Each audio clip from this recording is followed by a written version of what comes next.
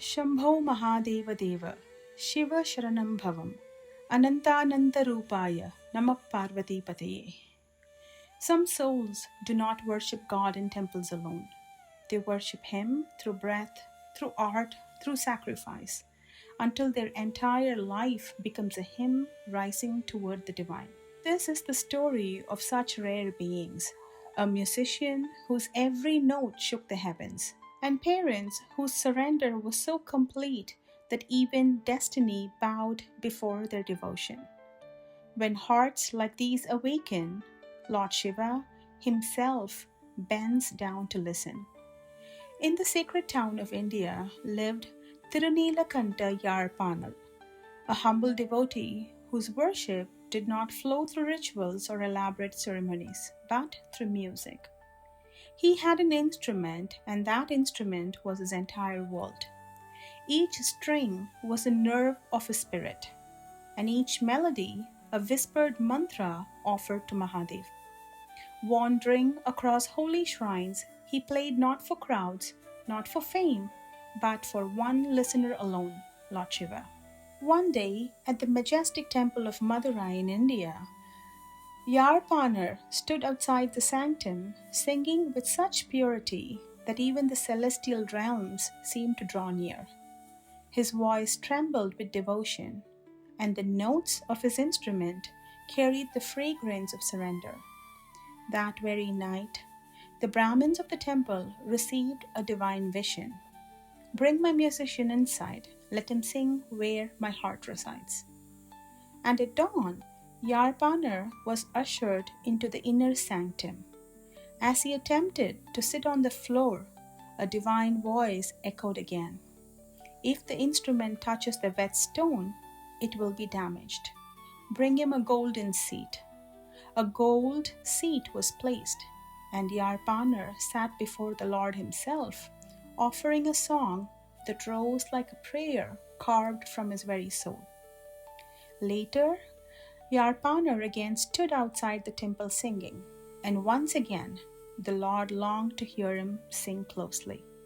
A miraculous opening appeared in the northern wall, a doorway that had never existed before, inviting Yazhpanar inside. In that sacred moment, music, devotion, and divine grace merged into one. His journey eventually united him with Tiru Neelakanta, the radiant child saint whose hymns shook heaven and earth. Singing beside Tiru Neelakanta, Yazhpanar found the companionship of a pure soul whose devotion matched his own. And there, in the embrace of music and bhakti, Sadaya Nayanar's soul attained its liberation. In the gentle land of Tirunavallur in India lived another blessed pair, Sadaya Nayanar and his wife Isaijnaniyar. They were simple householders, their lives quiet and unadorned, but their hearts rich with devotion. Their lineage had long served Lord Shiva, and every breath they took was filled with love for the divine. It was into this home of purity that destiny delivered a divine child, the one who would become Sundaramurthi Nayanar and one of the greatest among Lord Shiva's saints. Even as a baby, he radiated a brilliance that seemed to come from another world. One day, Narasimha Munayar, the ruling king, saw the child and was so captivated by his divine beauty that he requested to raise him as an own. Most parents would hesitate, cling, or weep at the thought of parting with their child. But Sadaya Nayanar and Isaijnaniyar had long understood a profound truth. Nothing in this world belongs to us, not even our children. Everything is Lord Shiva's, and everything returns to Him. Without any hesitation, they offered their beloved son to the king, trusting fully in the divine will.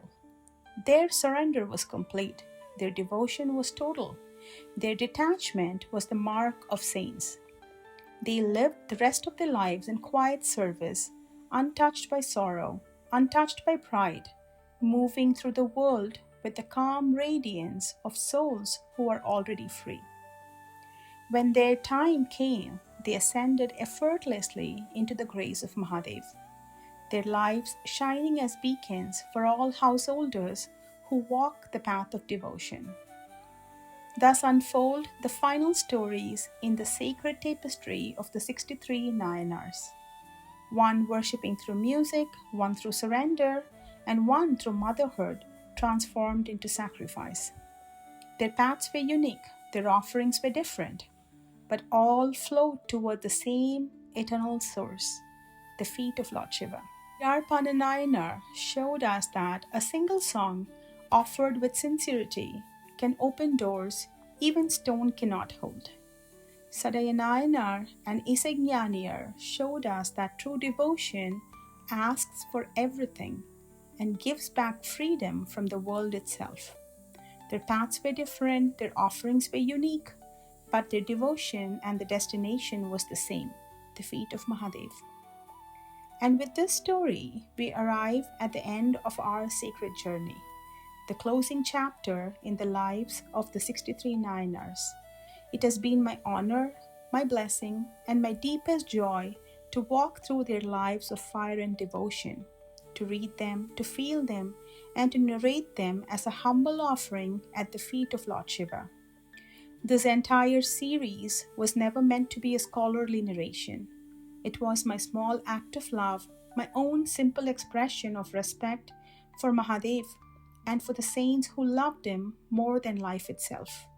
If any words were mistaken or if any details fell short, I seek Mahadev's forgiveness. But every ending is now a doorway.